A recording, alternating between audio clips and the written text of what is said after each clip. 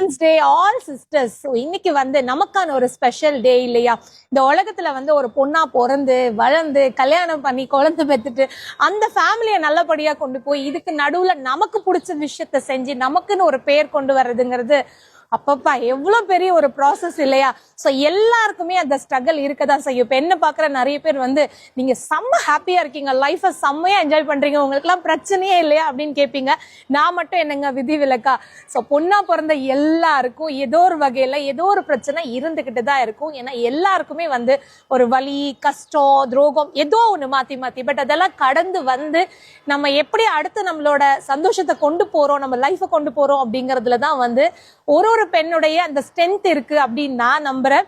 So கண்டிப்பா நீங்களும் அதையே நம்புங்க. உங்களை சுத்தி எவ்வளவு பிரச்சனை இருந்தாலும் அதெல்லாம் வந்து சமாளிச்சு நீங்க சந்தோஷமா இருக்கீங்களா அப்படிங்கறத மட்டுமே வந்து ஃபர்ஸ்ட் பாருங்க.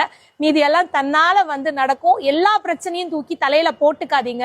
ஏன்னா நம்ம வந்து வாழ போறது எவ்வளவு நாள் அப்படிங்கிறது நமக்கு தெரியாது.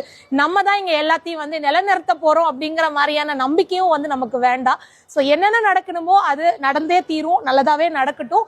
நம்ம ஃபர்ஸ்ட் சந்தோஷமா இருக்குமா, நமக்கு பிடிச்சது முதல்ல நம்ம செய்யறோமா அப்படிங்கறத கொஞ்சம் செல்ஃபிஷாவே வந்து திங்க் பண்ணலாம், தப்பே கிடையாது. ஸோ எல்லாருக்குமே வந்து அகைன் இன்னொரு முறை வந்து விமென்ஸ் டே ஸ்பெஷல் விஷஸ். உங்களுக்கு பிடிச்சதை செய்யுங்க, சந்தோஷமா இருங்க.